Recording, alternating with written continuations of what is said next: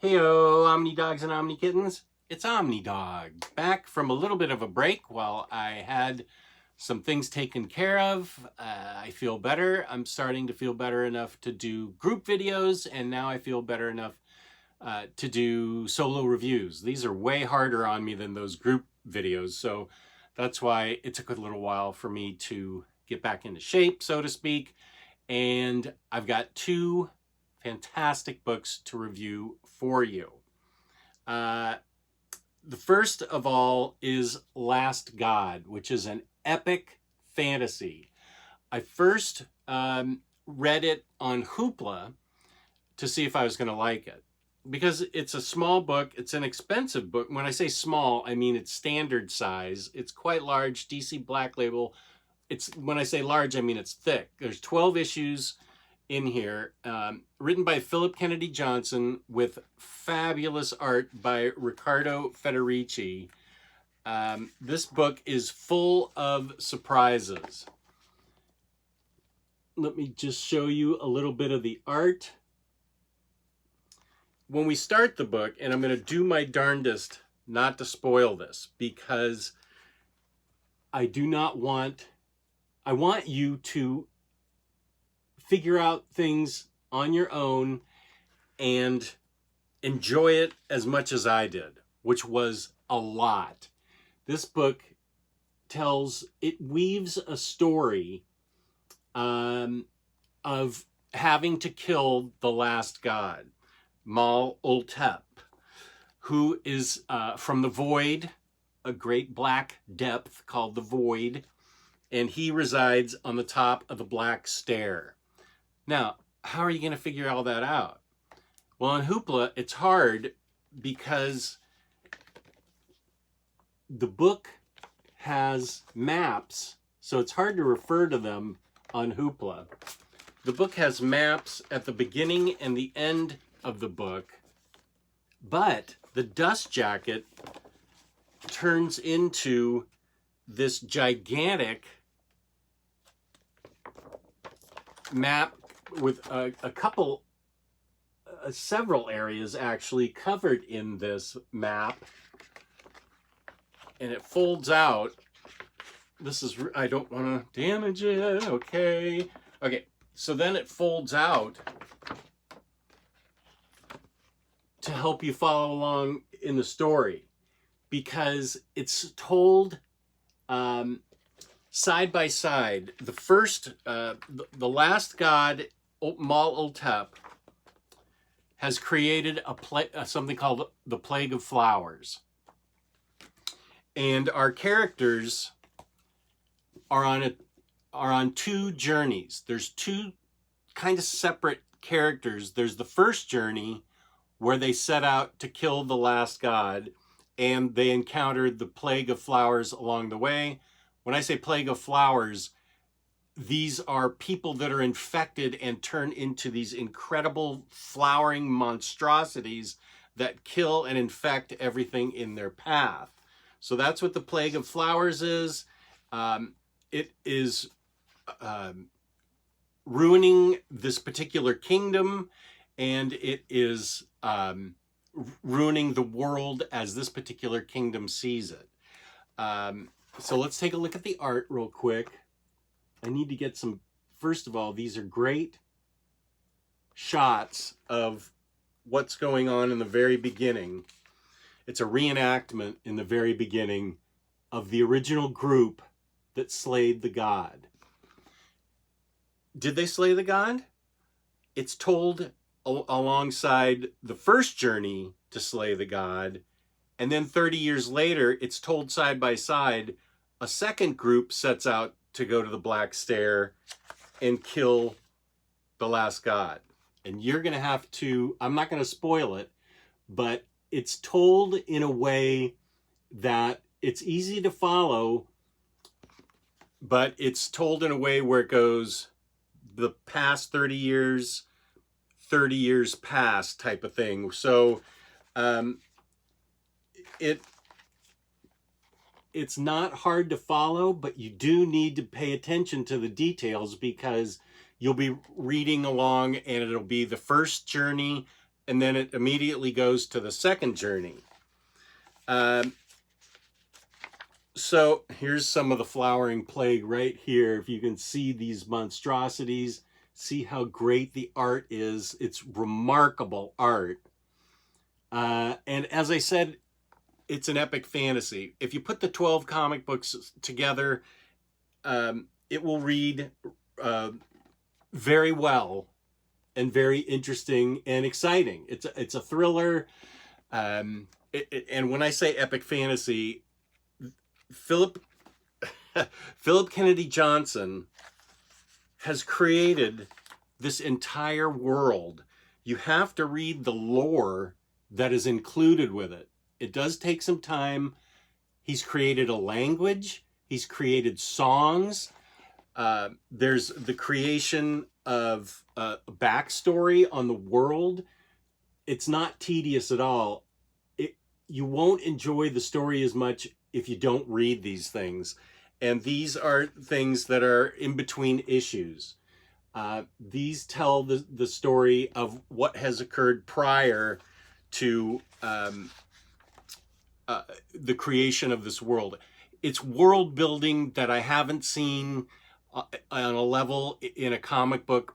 I haven't seen it like a creation like this, I don't know, in a long time, if ever. Here we start out 30 years past, it says up here. And this is the initial group that went to kill the last god. And all of these beginnings, you may be wondering, you sort of have to just observe and take it in, because it's all tied together as you go along. There are no loose ends. It's all tied together. But I had to go back and reread it and go, oh, yeah, that's what they were referring to. And, oh, yeah, okay, now I see. Because it is told from two viewpoints. So you're wondering, well, if the first journey went to kill the last god, how come there's a second group of travelers who have to kill the last god? Well, you're going to have to read to find out. And it is so fun and so interesting and so amazing what these guys have created, artist and writer. The art is remarkable, and I'm just going to probably keep saying that. It is just incredible what these guys have achieved. It is a fantastic achievement. And here's some more lore in between issues. And it is, as I said, it tells the legacy of people, of the songs of the people. There are different tribes. There are the Rivermen. There are the Elven people. So there's elves. There's tons of magic. Tons of creatures that are amazing. And there's, of course, talking with the dead, predicting the future, backstabbing. It's got everything. It is so well told that I was swallowed up by it. It took me a full 2 days to read this book, and I went way deep into it. I was overtaken with how great it was. Yeah, I can show this. There's foul language, naked bodies, whatever. I'm just giving you the warning that this is a little bit of an R-rated book. And what everybody encounters on the two journeys, 30 years apart, to the Black Stair. I'm running out of adjectives. Remarkable, astonishing, amazing, thrilling. Just what happens in this book left me with my jaw open, that these creators came up with such a world that was so interesting and so fantastic to read.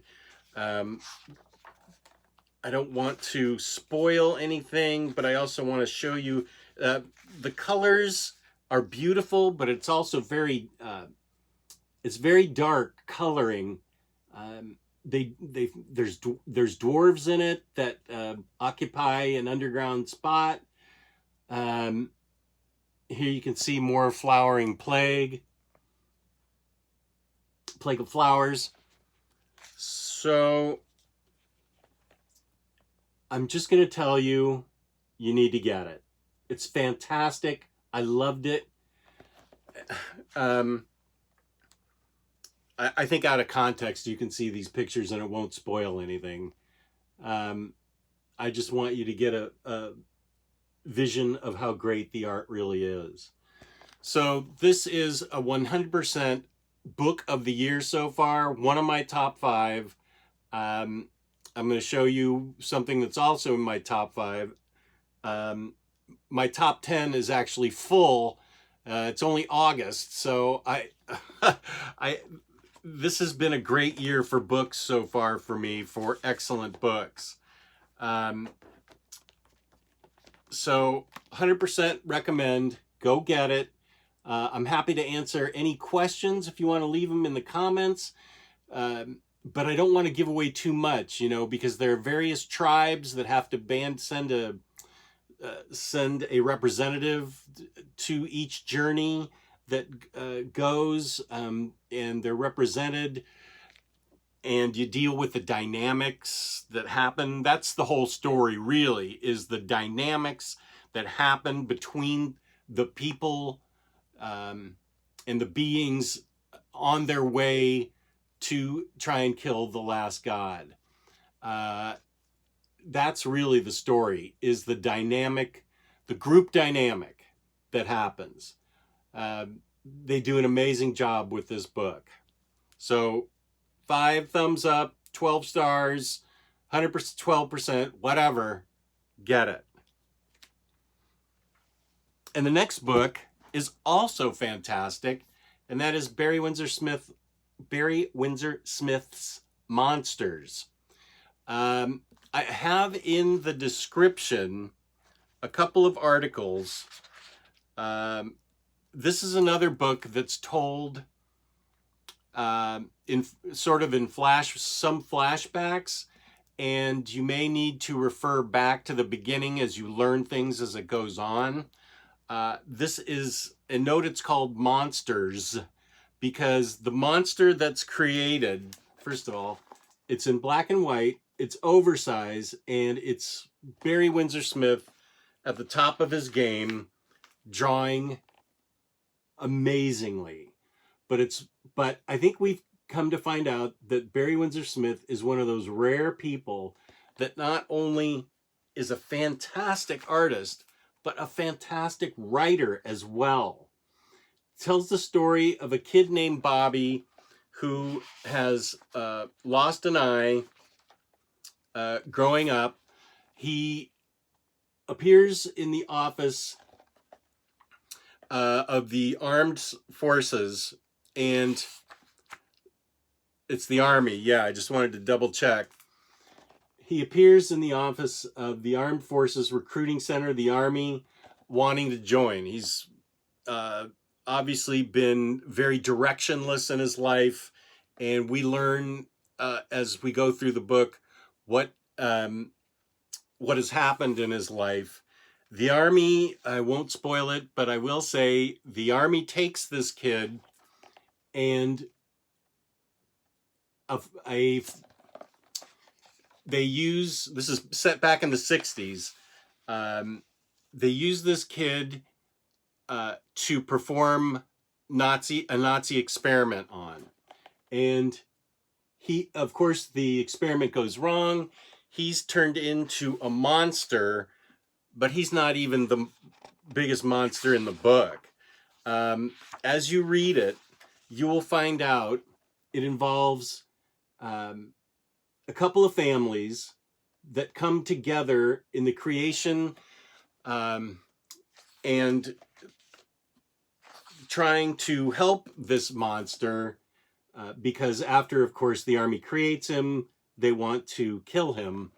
And so the two families that are involved are the child's family, Bobby, his mother, who takes up a huge part of this book, and you have to read what she writes in her diary. It's very long, in beautiful penmanship, but that's very important to the story. I'm trying to see if I can get a picture of what he's turned into. They don't. It's obvious that he's not the monster in the book. There are several other monsters in the book, and there is the one family that's involved. The guy that recruits him starts feeling bad about it, and he has a daughter that has kind of second sight. That's all I'll say about that. And then, but she's very involved, and the story involves the tracking down of this monster after it escapes. Okay, wait. Here's a picture of what he's turned into. They wanted to make a super soldier out of him, and they just created this giant unthinking being who has basic thoughts, is on a journey himself, where he wants to go. And I don't want to spoil it, but the other story is what happened in his childhood and what other monsters were involved in the creation of the Nazi formula, of the monsters in Bobby's past, and the monsters that want to try and take him down now. And I'm trying to find, here's some of the, these are important. These diary entries are important because they tell the mother's story as the father is off in World War II. So the father comes back changed from what he saw, and the diaries give a good feeling for what she went through with the man she thought she knew, and when he comes back, and how he's changed and how it affects Bobby. So it's brilliantly told. No, I can't show you that because that'll spoil it. Here's some of the great artwork here. This doesn't spoil it because it's out of context. But here's some of the great artwork here. I just can't show you too much because otherwise it'll spoil it, especially towards the latter part of what happens to Bobby, the quote monster, where he's headed, who tries to help him and how, the girl with second sight, what happens to the people that created him, how far up the chain of command does it go.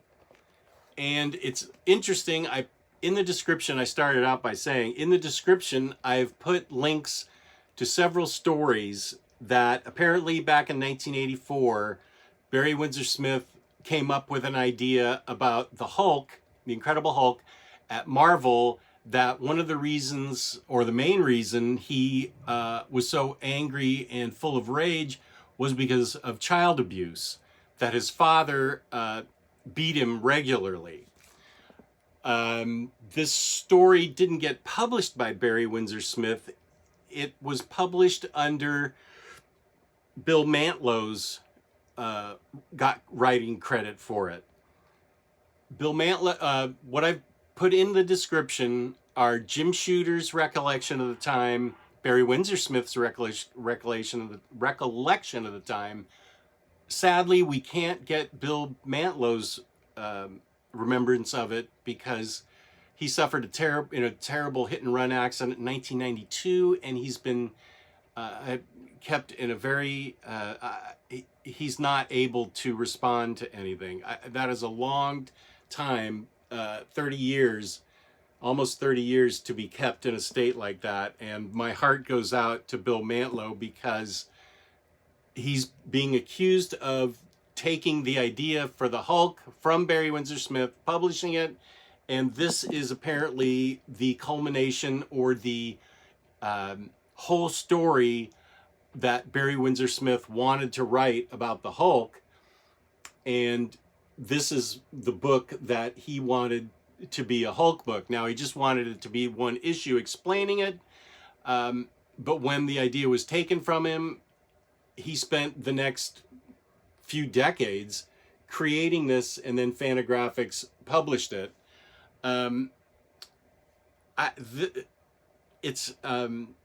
It's incredibly sensitive, very emotional. It's very sad. This is not a feel-good book. There are a lot of instances where you will cringe at what the human condition, and what people are capable of. There are redemptive moments in it. You definitely need to go into this knowing that it's going to be shining a light on the less positive aspects of human behavior. But there are people that want to help Bobby, and he did have a loving mother, so try to focus on that. And you can read the stories and that I've put the highlights in, the links in the description, and decide for yourself. There are several viewpoints as to what happened back in 1984 at Marvel. Obviously, I wasn't there. I can't tell you. But this book is nothing short of amazing. And it is a journey into the dark side of humanity that is fabulously written, fabulously illustrated, and this is the best thing I think I've ever read from Barry Windsor-Smith, and I've read a lot. Previously, I loved Archer and Armstrong from his early Valiant days. I loved that book. But this, to me, is the culmination of his career. I just think this is a remarkable, amazing book that you really need to get your hands on. They have a signed copy from Fantagraphics. I don't know if it's still in stock. Given my bad experience with the Hate books from Fantagraphics and P-Bag, where I got the Holiday Inn note card memo pad that just had P-Bag written on it and tossed in the box. As opposed to that, it does come, I believe, with a really nice book plate with Barry Windsor-Smith's signature on it. But I wasn't willing to risk it after my experience with Hate, which is a book I still love. So I put a link in the description so that you can get this book. I 100% recommend this. Just know that it's not the feel-good book of the year, but it's authentic. It is extremely authentic. And as you read it, things will make sense as it goes along. Loose ends in the beginning, things he refers to, all get tied up as the book goes along, and it has a great ending, a satisfying ending, and it leaves no loose ends. So I 100% recommend Monsters. Just a brilliant achievement on Barry Windsor-Smith's part. Those are two books that aren't necessarily feel-good books, but they're incredibly well written and incredibly done, and I think they show the graphic novel as an art form that needs to be really respected. And in the next couple of videos I put out, those will be fun books. But these are still fun, just they're a little dark. 100% recommend. Thank you for tuning in. Please give me a like, give me a subscribe, comment if you would like, and I always answer comments. So peace and love, peace and love. I will see you on the next video. Thank you for tuning in, and I'm happy to be back. Thank you very much.